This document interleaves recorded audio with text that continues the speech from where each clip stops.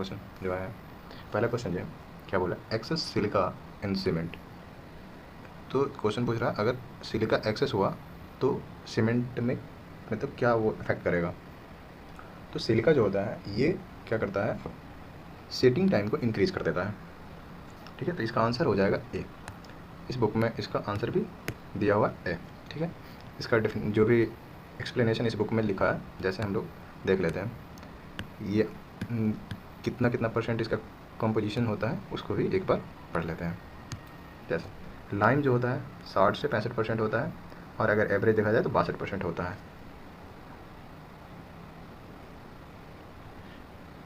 अगर ये लाइम जो हुआ अगर कम हुआ मतलब डिफिशियंसी रिड्यूसेस द स्ट्रेंथ, मतलब अगर कम हुआ तो क्या करेगा, स्ट्रेंथ कम देगा सीमेंट, और ये सेटिंग एक्शन देता है। ठीक है, अब देखो सिलिका, अब सिलिका जो है 17 से 25% तक होता है, एवरेज अगर देखा जाए तो 22%। एक वैल्यू अगर बात करा जाए एवरेज तो 22%। तो एक्सेस अगर हुआ, excess of it cause the slow setting and also increase the setting time. ठीक बात है, तो यही वाला क्वेश्चन था हमने जो ऊपर डिस्कस करा था। ठीक है, अब हो रहा है एलुमिना। एलुमिना 3 से 8% और एवरेज 6% होता है। और एलुमिना क्या है, इसमें खास बात है, इसको याद करने की ज़रूरत है अच्छे से। ये क्विक सेटिंग के लिए जाना जाता है, इसका जो काम होता है सीमेंट में क्विक सेटिंग देता है। लेकिन इसमें लिखा हुआ है excess of it lower the strength, अगर ज़्यादा हुआ तो स्ट्रेंथ कम देने लगेगा सीमेंट। और एक नोट का बात है, no contribution in strength, strength नहीं देता है एलुमिना। ये बार बार एक बोल करके भले याद कर लो, कैसे भी याद कर लो, लेकिन ये पूछता है कई बार, बहुत बार, कि एलुमिना, और उसके बाद उसका प्रॉपर्टी दिया रहेगा, उसमें ऑड इवन टाइप का क्वेश्चन रहेगा जैसे रीजनिंग में रहता है, बाकी सब प्रॉपर्टी होगा एक नहीं होगा, तो हो सकता है ये वाला दिया रहेगा, नो कंट्रीब्यूशन इन स्ट्रेंथ। ठीक है, ऐसा। तो अब आगे चलते हैं, अगला आगे क्या है, आयरन ऑक्साइड। आयरन ऑक्साइड क्या है, ये कलर देता है और help in fusion of different ingredients of the cement. Fusion का मतलब है ना कि जब हम लोग सीमेंट फैक्ट्री में बनता है तो वहाँ पे ना कुछ टेम्परेचर का चक्कर होता है कि अगर अगर टेम्परेचर बहुत हाई ले जाओगे तो कुछ इंग्रेडिएंट्स है जो आपस में रिएक्ट करेंगे या फिर वो अपने प्रॉपर्टी शो करेंगे। लेकिन आयरन ऑक्साइड डालने की वजह से क्या है, कम टेम्परेचर पे ना वो प्रॉपर्टी या वो रिएक्शन मिल जाता है, तो वहाँ पे ये आयरन ऑक्साइड ये हेल्प करता है उस काम में। ठीक है, और कलर भी साथ में देता है। तो ये दोनों हो गया आयरन ऑक्साइड का। मैग्नीशिया जो होता है, मैग्नीशिया 0.1 से 4%, ये बुक में डिफरेंट रहता है, थोड़ा थोड़ा इधर उधर रहता है, कहीं 2% लिखा रहेगा, कहीं 3% लिखा रहेगा, 0.1 से ऐसे रहता है। तो 2% एवरेज ले लो। ये कलर और हार्डनेस देता है, अगर एक्सेस हुआ तो इफ्लोरेसेंस एंड क्रैकिंग देगा। इफ्लोरेसेंस याद रखना है, इसका एक्सेस रहेगा तो इफ्लोरेसेंस। ठीक है, सल्फर अगला देखते हैं, सल्फर ट्राईऑक्साइड, ये 1 से 3% मेक सीमेंट साउंड, इस सीमेंट में साउंडनेस देता है सल्फर ट्राईऑक्साइड। ठीक है, और ये कुछ याद करने का तरीका है, लॉस, इसको ऐसे लिखो इसको इस लॉस में है एम्स, ऐसे कुछ करके इसको लिखा जाता है, लॉस में है एम्स, लॉस ऐसे, या फिर इसका और भी तरीका है, कैसे होता है, इसी से याद कर लो। अभी मुझे वो तरीका समझाने में काफ़ी टाइम लग जाएगा क्योंकि उसमें और भी प्रॉपर्टी आ जाएंगी। ठीक है, तो इसको आगे क्वेश्चन नंबर 2 पे मूव करते हैं। क्वेश्चन नंबर 2 क्या बोलता है, the chemical reaction between cement and water. क्या बोलते हैं इसको, हाइड्रेशन बोलते हैं, हाइड्रेशन ऑफ सीमेंट बोलते हैं। तो ऑप्शन ये होगा इसका। अब इसमें कुछ खास बात जान लेते हैं। टोटल वाटर रिक्वायरमेंट होता है सीमेंट का, अगर सीमेंट हम लोग सीमेंट का टोटल हाइड्रेशन करना है ना तो 38% लगता है वाटर। ठीक है, लेकिन इसमें जो बाउंड वाटर होता है 23% होता है, और जेल वाटर जो होता है 15% होता है। इसके डिटेल में नहीं जा सकते हैं, वीडियो लंबा होगा, फिर बहुत ज़्यादा डिटेलिंग देना पड़ेगा इसके लिए। ठीक है, तो इसको ऐसे याद करिए, bound water and gel water ये 23% और 15%, और ये याद रखना by weight of the cement और by weight of the cement. ये छोटी छोटी डिटेल्स को याद रखना पड़ेगा आपको, तभी जा करके आप सही कर पाओगे। ठीक है, तो क्वेश्चन नंबर 2 भी हो गया। क्वेश्चन नंबर 3 पे आते हैं। क्वेश्चन नंबर 3 क्या बोल रहा है, A sample of cement is said to be sound when it does not contains free। देखो साउंडनेस ना लाइन देता है। ठीक है, तो आंसर हो जाएगा ए। इसको देख लेते हैं, आंसर ए हो जाएगा। सेम चीज़ लिखा हुआ नीचे में। क्वेश्चन नंबर 4 पे चलते हैं। When water is added to cement, हम लोग अगर सीमेंट में वाटर जब डालेंगे तो क्या होगा, हीट जनरेट होगा, क्योंकि सीमेंट और वाटर जो रिएक्ट करता है तो एक्सोथर्मिक रिएक्शन होता है, जिसमें हीट निकलता है उसको एक्सोथर्मिक, और जिसमें हीट देना पड़ता है उसको एंडोथर्मिक बोलते हैं। तो ये जो होता है एक्सोथर्मिक रिएक्शन होता है, तो हीट इज जनरेटेड। ठीक है, तो ये हो जाएगा आंसर भी देख लेते हैं, बिल्कुल सही होगा। सेम चीज़ लिखा हुआ है जो प्रीवियस हमने क्वेश्चन में देखा था। टोटल अमाउंट ऑफ वाटर जो लगता है हाइड्रेशन में 38% लगता है, और बाउंड वाटर 23% होता है, जेलो वाटर 15% होता है। और एक कुछ और भी इसमें डिटेल दिया हुआ है, इसको भी याद कर लेंगे। जब इसको याद कर लेंगे तो आगे क्वेश्चन आएगा वो आसानी से बन जाएगा। रेट ऑफ हाइड्रेशन जो होता है इसको याद रखेंगे। ये इसका नाम हम लोग पहले देख लेते हैं। ये जो होता है इसको बोलते हैं एलाइट, इसको बोलते हैं बेलाइट, इसको बोलते हैं सेलाइट, इसको बोलते हैं फेलाइट। ठीक है, तो फेलाइट का सबसे ज़्यादा होता है, फिर एलाइट, एलाइट, बेलाइट, सेलाइट। हाँ, पहले फेलाइट, फिर सेलाइट, फिर एलाइट, फिर बेलाइट, ऐसे करके इसको याद रखेंगे। आप जैसे इसको देख लीजिए, जिस तरह से आपसे याद हो जाता है, जो भी तरीका लगाइए इसको याद करना है। और रेट ऑफ हीट इवोल्यूशन का ये ऑर्डर है, इसको भी याद रखना है, इससे क्वेश्चन आता है। ठीक है, नेक्स्ट चलते हैं। कुछ खास बात है, इसको ये भी ऑब्जेक्टिव है, ये वाला पॉइंट जो है ऑब्जेक्टिव है। The normal range for amount of water use to mix each 50 kg bag of cement is in the range of 20 to 30 litre. Means 50 kg का एक बैग अब सीमेंट होगा, उसमें 20 से 30 लीटर वाटर लगता है। ठीक है, उसके हाइड्रेशन के लिए या फिर मिक्स के लिए, मिक्स जो बनाएंगे कंक्रीट मिक्स, उसके लिए 20 से 30 लीटर लगता है। लेकिन इसमें एक और भी बात लिखा हुआ है, ओपीसी के लिए स्पेशल लिखा हुआ है 27 लीटर 27 लीटर पर बैग लगता है, और पीपीसी के लिए थोड़ा सा कम लगता है, ये लगता है 25 लीटर पर बैग। और इसमें अगर क्या है ना कि वाटर सीमेंट रेशियो को कांस्टेंट रखा गया है 0.4 टू 0.445 पे। ये जो लीटर है 25 लीटर और 27 लीटर, ये इस वाटर सीमेंट रेशियो के लिए है 0.45। ठीक है, लेकिन क्वेश्चन जब आएगा तो ये हो सकता है आपको नहीं मिलेगा, डायरेक्ट पूछेगा, उस टाइम में आपको ये टिक करना है, या फिर ये पूछा तो ये टिक करना है, क्योंकि वहाँ पे इतना डिटेल में क्वेश्चन नहीं रहता है जेईई वगैरह के एग्ज़ाम में, थोड़ा थोड़ा गलती तो रहती है। ठीक है, नेक्स्ट चलते हैं। इस पॉइंट में क्या लिखा हुआ है, इस पॉइंट में लिखा हुआ है rate of hydration is faster in the fine cement due to the higher surface area. तो इसको समझने के लिए देखते हैं कि क्या है ना कि सीमेंट है, तो सीमेंट में छोटे छोटे पार्टिकल्स होते हैं, छोटे छोटे पार्टिकल्स होते हैं, इसमें हम लोग वाटर डालते हैं। तो वाटर डालते हैं तो क्या होता है, वाटर जो सीमेंट का पार्टिकल है उसके सरफेस पे अटैक करता है और उससे रिएक्शन करता है। तो इसका मतलब कि जितना सरफेस एरिया ज़्यादा होगा उतना फास्ट रिएक्शन होगा। और ये सरफेस एरिया बढ़ाने का तरीका है तो सीमेंट को बहुत ज़्यादा फाइन कर दो, मतलब बहुत ज़्यादा महीन कर दो। जितना ज़्यादा महीन करते जाओगे उसका सरफेस एरिया बढ़ते चला जाएगा।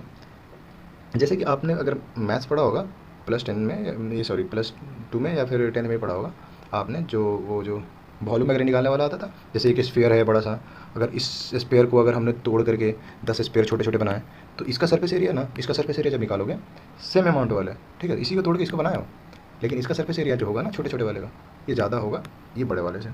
ठीक है, तो उसी यही वाला जो ये है थ्योरी है, यहाँ पे भी वर्क करता है। जितना महीन करते चले जाओगे उसका सरफेस एरिया बढ़ता चला जाएगा और इस वजह से फास्टर रिएक्शन होगा। ठीक है, तो नेक्स्ट चलते हैं नेक्स्ट क्वेश्चन की तरफ।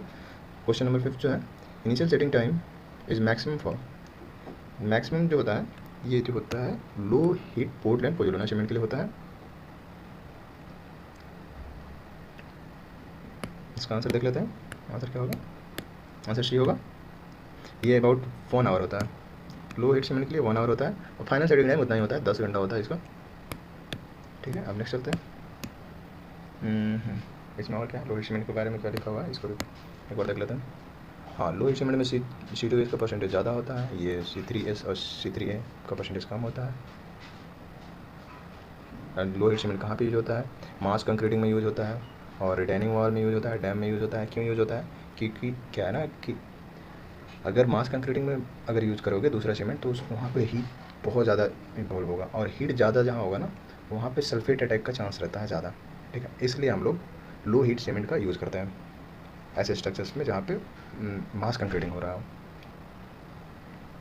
हाँ, ये फिर अगला पॉइंट बोल रहा है rate of development of strength low होता है लेकिन अल्टीमेट स्ट्रेंथ सेम होता है दोनों में। ये बात इंपॉर्टेंट है, इसको ध्यान रखना है, ये भी इंपॉर्टेंट है, इसको भी ध्यान रखना है। ठीक है, नेक्स्ट चलते हैं क्वेश्चन नंबर 6 पे।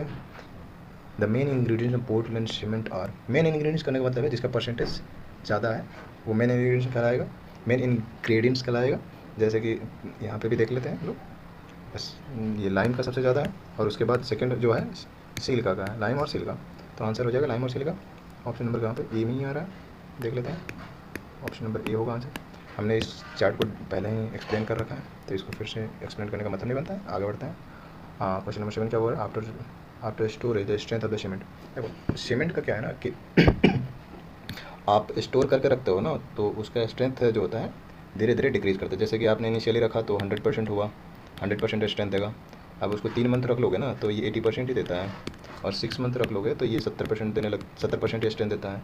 वैसे ही 12 मंथ करोगे तो ये 60% स्ट्रेंथ देता है। अगर 24 मंथ रख दोगे इसको तो 50% ही स्ट्रेंथ ये देता है। ये इस तरह से स्ट्रेंथ देता है। तो क्या हो रहा है, रिड्यूस हो रहा है, स्टोर करने पे रिड्यूस हो रहा है, मतलब डिक्रीज़ कर रहा है। तो आंसर हो जाएगा ए इसका, है ना, ए।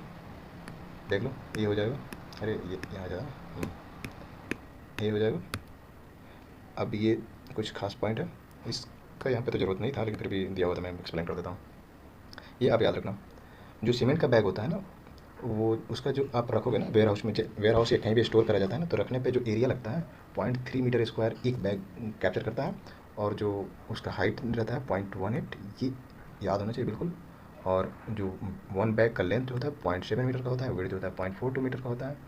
ये आपको मदद करेगा कब, ये आपको डाटा याद रहेगा ना, तो आप एस्टिमेशन कॉस्टिंग जब पढ़ोगे ना तो उसमें आपको कैलकुलेट करने के लिए मिलेगा नंबर ऑफ बैग्स, वहाँ पे आपको ये बहुत काम आएगा। जैसे वेयर हाउस में बता देगा कि इतना नंबर ऑफ मतलब बैग्स रखने के लिए कितना स्पेस चाहिए, या फिर इस तरह से बैग रखे हुए हैं तो कितने नंबर ऑफ बैग होंगे, अरेंजमेंट बता देगा आपको, नंबर ऑफ बैग आपको कैलकुलेट करना होंगे। तो आपको एरिया पता होगा तो, और ये हाइट पता होगा, तो वॉल्यूम अगर निकाल करके टोटल वॉल्यूम को डिवाइड कर दोगे तो उस टाइम में आपको नंबर ऑफ बैग्स मिल जाएंगे।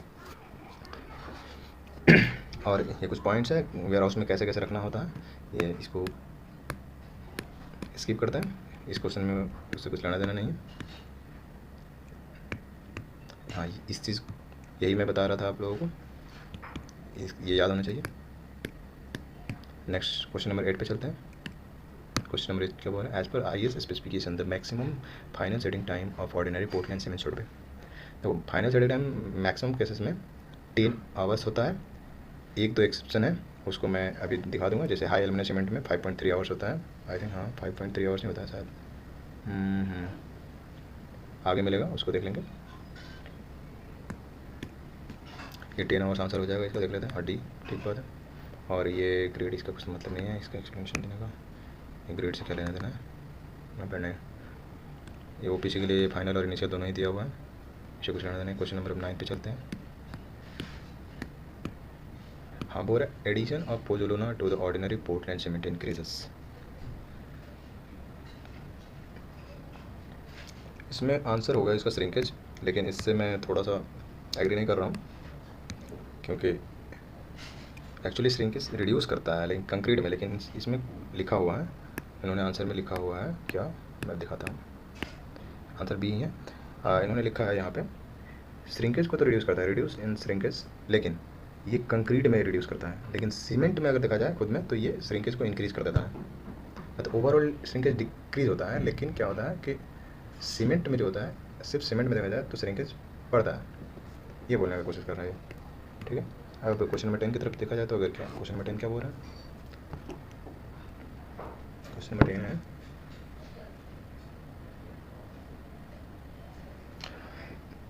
विच ऑफ द फॉलोइंग सीमेंट है the maximum percentage of C3S। तो C3S किस में ज़्यादा होगा,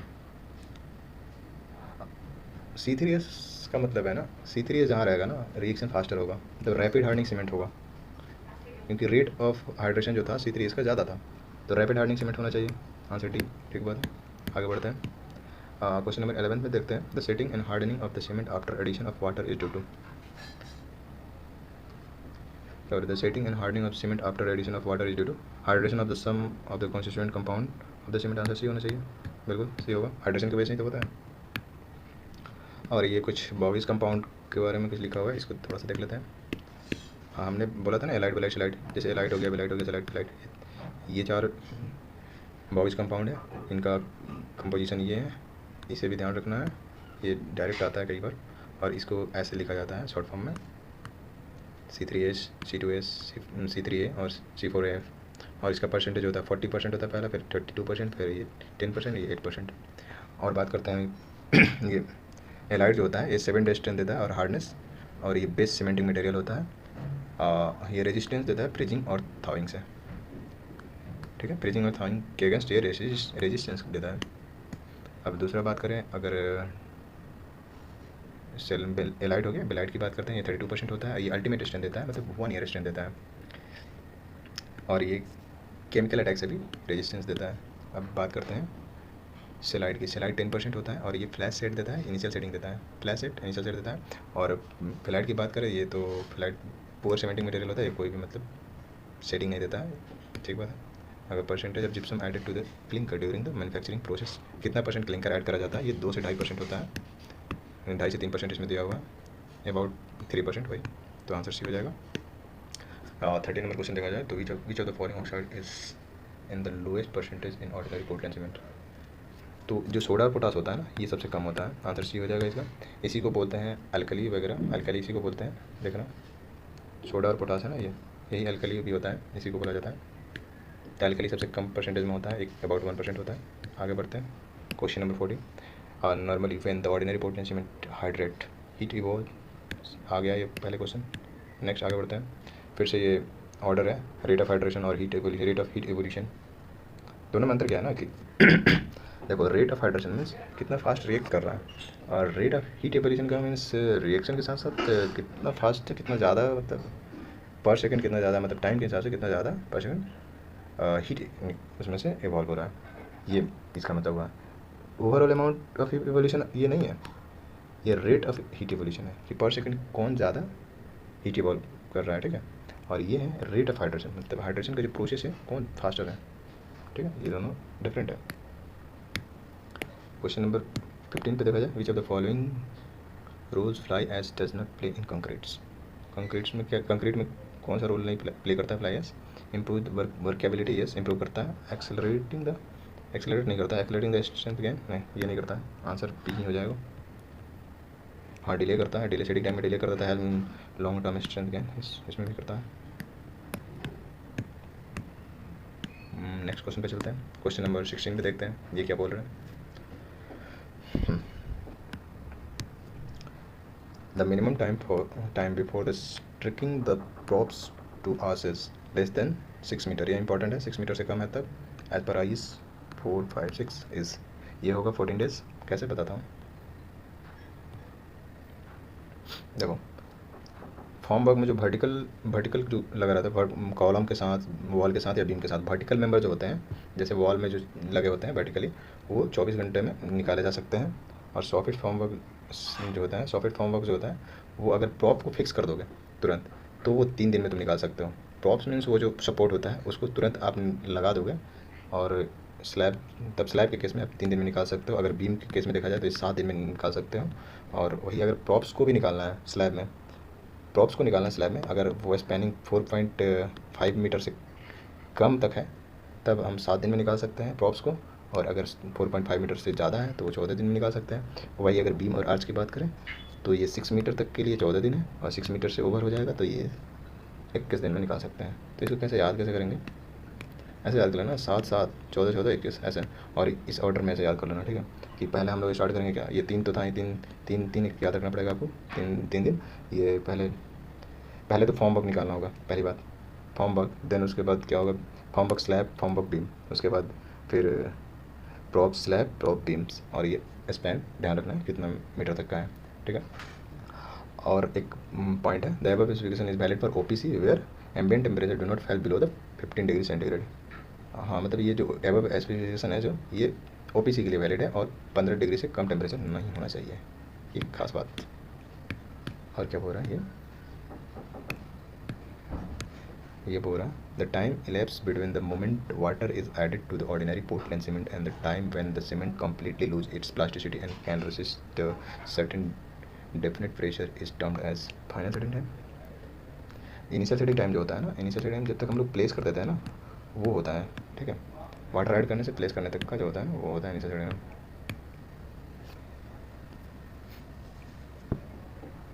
नहीं सॉरी वो नहीं होता है। नेक्स्ट 18 नंबर क्वेश्चन पे चलते हैं, उसको छोड़ते हैं अभी। Which of the following is not use as a supplementary cementitious material. Gypsum जो होता है ये सीमेंटेनियस मटेरियल नहीं होता है, बाकी सब सीमेंटेनियस मटेरियल है, क्योंकि इसका यूज़ करके सीमेंट में इसीलिए करा जाता है क्योंकि वो सीमेंटेनियस प्रॉपर्टी देता है, जैसे सिलिका फ्लूम हो गया, राइस हो गया, और फ्लाई एश हो गया, ये सब देते हैं। लेकिन जिप्सम जो होता है ये सिर्फ हम लोग टाइम जो होता है सेटिंग टाइम को इंक्रीज़ करने के लिए देते हैं, ठीक है। अब नेक्स्ट देखते हैं, normally the consistency of the cement is measured using. Consistency हम लोग बिकार्ड्स सेपरेटस एक होता है, उससे हम लोग मेजर करते हैं, तो ऑप्शन इसका आंसर सी हो जाएगा। ठीक है, नेक्स्ट क्वेश्चन क्या है, the excess amount of the expansion due to the sound cement is usually related to the excessive amount of the expansion due to this unsound cement is usually related to magnesia देता है, magnesia जो होता है expansion देता है, मतलब sound unsoundness जो होता है मैग्नीशिया ही देता है। नेक्स्ट क्वेश्चन जो है क्या बोल रहा है, the rapid development of the rigidity in the freshly mix Portland cement paste the mortar और concrete usually happen with the evolution of the considerable heat. This rigidity cannot be dispelled, nor can the plasticity be gained by the further mixing without addition of water.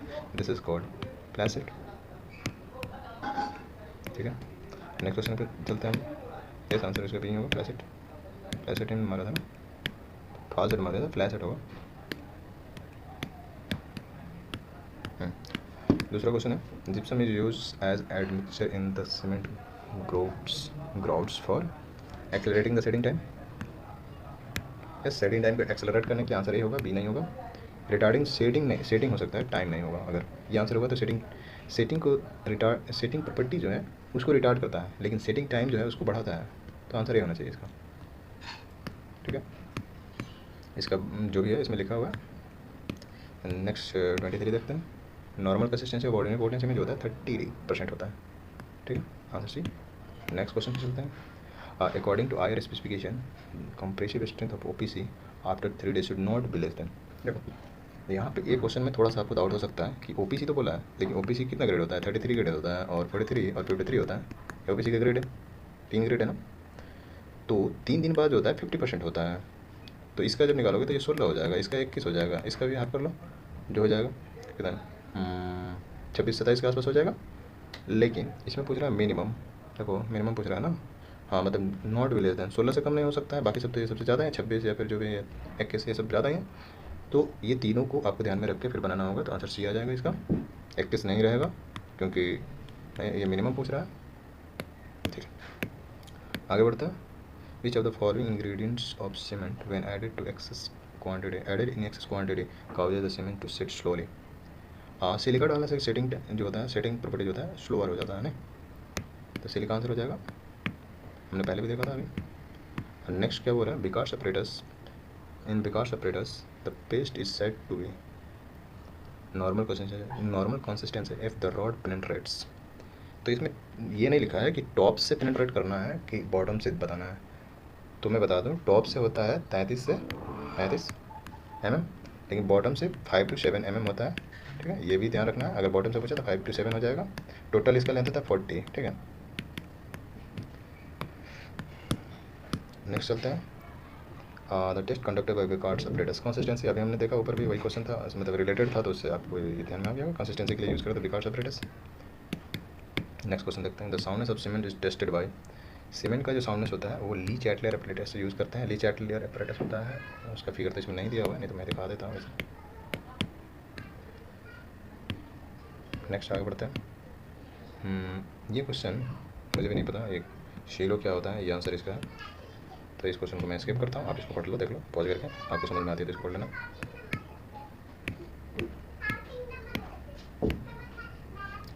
कितना number question था ये, 29 number question था। अब 30 number question देखते हैं, the initial setting time of the cement is 5 minutes. तो 5 minutes initial setting time जो होता है क्विक सेटिंग सीमेंट का होता है। ठीक है, क्विक सेटिंग सीमेंट हो जाएगा इसका आंसर। 5 मिनट और फाइनल सेटिंग 30 मिनट होता है इसका। ठीक है, ये बात को याद रखिएगा आप, इसमें दिया होगा, दिया है, फाइनल सेटिंग 30 मिनट्स है। जिप्सम जो होता है, जिप्सम एक रिटार्डर होता है, यही पूछ रहा है इस क्वेश्चन में। Gypsum use in the cement manufacturing act as retarder की तरह एक्ट करता है। 19 का ये क्वेश्चन है वैसे देखा जाए तो। 32 नंबर क्वेश्चन देखते हैं, to find which of the following consistency test perform. To find which of the following consistency test perform. तो कंसिस्टेंसी टेस्ट हम लोग क्या करते हैं, कंसिस्टेंसी टेस्ट में हम लोग परसेंटेज ऑफ वाटर फाइंड करते हैं, जिससे कि ये जो सीमेंट है वो हमारा रिक्वायरमेंट, जैसा रिक्वायरमेंट है वैसा पेस्ट मिल जाए। तो एक्चुअली देखा जाए तो वाटर, ये क्या बोला जाए, वाटर क्या बोलते हैं, करेक्ट वाटर सीमेंट रेशियो ही होगा, यही करेक्ट आंसर बैठता है ना। Next, which of the following is the bogus compound has the maximum percentage by volume in the hydration of the cement. देखो ये पूछ रहा है ना, इसमें हीट के बारे में नहीं पूछ रहा है कि हीट कौन ज़्यादा जनरेट कर रहा है या कौन ज़्यादा फास्ट है। इसमें पूछ रहा है कि सीमेंट में कौन सा कंपाउंड ज़्यादा है, कौन सा बॉगी कंपाउंड ज़्यादा है। एक्चुअली यही हुआ, तो C3 यही ज़्यादा है। जो ज़्यादा होगा वही ज़्यादा हाइड्रेशन करेगा ना, हाइड्रेशन रिएक्शन करेगा ना। तो C3H ज़्यादा है, 40% अप्रॉक्स है ना, ये 40% है। हेलाइट है ये, और बेलाइट जो था ये कितना था, 30% था, और शेलाइट जो था ये था 10 और ये था 8%, ऐसा ही था ना। ठीक है, नेक्स्ट बढ़ता है। बॉगी कंपाउंड का प्रॉपर्टी, जो एलाइट जो होता है 7 डे स्ट्रेंथ देता है और हार्डनेस देता है, और फ्रीजिंग थाउइंग के अगेंस्ट ये रेजिस्टेंस देता है। और ये बेलाइट जो था ये क्या देता है, अल्टीमेट स्ट्रेंथ, मतलब 1 ईयर स्ट्रेंथ देता है, और ये केमिकल अटैक से बचाता है। और दूसरा शेलाइट की बात करें तो ये फॉल्स सेट देता है, नीचे सेटिंग देता है। और ये फेलाइट की बात करें ये पुअर सीमेंटिंग प्रॉपर्टी देता है, मतलब कोई सीमेंटिंग प्रॉपर्टी खास नहीं देता है ये, तो ये पुअर सीमेंटिंग वैल्यू ऐसे लिखा गया है इसको। ठीक है, अब नेक्स्ट चलते हैं। हाँ, अब सीमेंट का स्पेसिफिक ग्रेविटी आपको अगर याद हो तो ये क्वेश्चन बन जाएगा, याद ही होगा मुझे लगता है। तो specific gravity of the commonly available ordinary Portland cement 3.15 होता है। अब इसी के साथ कुछ खास बात देख लेंगे इसमें, नहीं इसमें नहीं दिया क्या, नहीं दिया, चलो आगे देखेंगे उसको। Question number 35, as per the IS specification the maximum final setting time of ordinary Portland cement is 10 hours होता है। ठीक है, इसमें और क्या दिया, नहीं दिया, कुछ भी खास नहीं दिया, सब पहले पढ़ लिया हम लोग। विच code is followed for plan and run for cement concrete, ये होता है IS 456। नेक्स्ट क्या है, 37 नंबर क्वेश्चन देखा, main ingredient in the cement, फिर वही क्वेश्चन आ गया, लाइम और सिलिका, यही वाला क्वेश्चन है, लाइम और सिलिका वाला आ गया। ये मेन इंग्रेडिएंट्स कौन कौन से हैं, जो ज़्यादा परसेंटेज फर्स्ट और सेकंड रैंक में आ जाएगा उसी को बोलेंगे मेन इंग्रेडिएंट्स। ठीक है, अब नेक्स्ट क्वेश्चन की तरफ चलते हैं। 38 नंबर क्वेश्चन क्या बोल रहा है, the Le Chatelier device use, Le Chatelier हम लोग साउंड सब सीमेंट के लिए यूज़ करते हैं, बिल्कुल सही है, ये हो जाएगा आंसर। नेक्स्ट बढ़ते हैं आगे। The rate of hydration of cement depends on, हमने पहले ही बात करा था कि rate of hydration of cement जो होगा, कितना ज़्यादा सरफेस एरिया होगा उस पर डिपेंड करेगा, जितना ज़्यादा सरफेस एरिया होगा उतना ज़्यादा रेट ऑफ हाइड्रेशन होगा। तो रेट ऑफ हाइड्रेशन बढ़ाने के लिए हमको सरफेस एरिया बढ़ाना पड़ेगा, सरफेस एरिया बढ़ाने के लिए क्या करना पड़ेगा, फाइनेस बढ़ाना पड़ेगा, तो आंसर इसका फाइनेस होने वाला है। ठीक है, अब बोल रहा है 40 number question, which of the following cement is suitable for use of massive concrete, low heat cement use करा जाता है, हमने देखा था मैसिव कंक्रीटिंग जहाँ पे भी होता है वहाँ पे लो हीट सीमेंट यूज़ होता है। क्यों, क्योंकि हीट ज़्यादा नहीं इवॉल्व होना चाहिए, नहीं तो क्या होगा, सल्फेट अटैक हो जाएगा सीमेंट पे, और सल्फेट अटैक जहाँ भी सॉइल होता है, सॉइल वगैरह कंटेक्ट में रहता है तो वहाँ पे सल्फेट अटैक का बहुत चांस होता है। ठीक है, जो कि सीमेंट को वीक कर देता है एक्चुअली सल्फेट अटैक। अब देखो क्या बोल रहा है, 41 नंबर क्वेश्चन क्या है, 41 नंबर क्वेश्चन है, कहाँ क्या क्यों नहीं आ गया, हाँ 41 नंबर क्वेश्चन क्या बोल रहा है, efflorescence in the cement cause due to an excess of, जो एफ्लोरेसेंस होता है अल्कली की वजह से होता है, इस बात को याद रखना। अल्कली एक सीमेंट में इम्प्योरिटीज़ है। ठीक है, जैसे कि आप सीमेंट से मैं बता रहा हूँ, जैसे आप ब्रिक देखे होंगे, ईंट देखे होंगे, ईंट में वाइट वाइट पैच आता है, जब उसको पानी में डुबोगे या फिर बहुत दिन हो जाता है तो वाइट वाइट, तो वो ब्रिक का इफ्लोरेसेंस है, वो भी मतलब सॉल्ट वगैरह की वजह से, अल्कली वगैरह की वजह से होता है। ठीक है, और इसमें भी ये अल्कली की वजह से सीमेंट में भी फ्लोरेसेंस होता है, सेम वैसा ही कुछ होता है, तो ये अल्कली की वजह से होता है, इस बात का ध्यान रखेंगे। ये इम्प्योरिटीज होता है, ये 1% के अबाउट होता है सीमेंट में। नेक्स्ट बढ़ते हैं आगे, कौन सा 42 नंबर क्वेश्चन है, जिप्सम जो होता है, इसमें देखो ये क्वेश्चन, ये आंसर इन्होंने गलत पता नहीं क्यों दे रखा है, मैंने इसको, मैं खुद सोच रहा था कि मैं तो गलत नहीं सोच रहा, लेकिन फिर मैंने बहुत सोचा, फिर लगा कि नहीं मैं गलत ठीक हूँ, ये आंसर ही गलत है, क्योंकि इन्होंने जो डिटेल्स दे रखा है ठीक दे रखा है, लेकिन ऑप्शन जो दे रखा है गलत चुन रखा है। जैसे क्वेश्चन में क्या बोल रहा है, जिप्सम इन सीमेंट, तो increase the setting time, yes setting time increase कर देता है, हाँ, लेकिन अगर ये बोल रहे हैं डिक्रीज द सेटिंग टाइम, नहीं डिक्रीज द सेटिंग टाइम नहीं, डिक्रीज द सेटिंग एक्शन अगर होता है ना तब ठीक है, मतलब सेटिंग का जो प्रॉपर्टी है वो स्लो कर देता है, इसकी वजह से क्या होता है कि टाइम जो होता है सेट होने का वो ज़्यादा हो जाता है, तो सेटिंग टाइम तो इंक्रीज होगा ना भाई, तो ये आंसर ये होगा इसका, ये भी नहीं होगा। नेक्स्ट सेम क्वेश्चन है, अल्कली होगा इसका फिर से आंसर। ठीक है, नेक्स्ट क्वेश्चन पे चलते हैं। जिप्सम फिर वही क्वेश्चन है, इसमें भी आंसर गलत है। 42 फिर 45, हाँ फिर मेन इंग्रेडिएंट हमने लोग पहले ही कर लिया है, ये लाइम और सिल्का वाला है। ठीक है, और लीच एटलियर ये भी हम लोग ने कर लिया है, इसको करने की ज़रूरत नहीं है। Rate of hydration of the cement depends on, ये भी हो चुका है, फिर से एक बार देख लेते हैं। Rate of hydration of cement depends on finance पे, जितना ज़्यादा सरफेस एरिया होगा उतना रेट ऑफ हाइड्रेशन फास्ट होगा, और सरफेस एरिया बढ़ाने के लिए हम लोग उस सीमेंट को बहुत ज़्यादा मीन करना, मतलब फाइन करना पड़ेगा, तो फाइनेंस पे डिपेंड करेगा। ठीक है, इस तरह से हम लोग इसको रिलेट कर लेंगे। ठीक है, 48 नंबर क्वेश्चन देख लेते हैं। 48 नंबर इनिशियल सेटिंग टाइम और ऑर्डिनरी पोर्टलैंड में 30 मिनट्स होता है। Full form of office ordinary Portland में होता है, आंसर है, इसमें कुछ खास था नहीं। ये तो उस बच्चा को पता होगा। नेक्स्ट क्वेश्चन पे चलते हैं।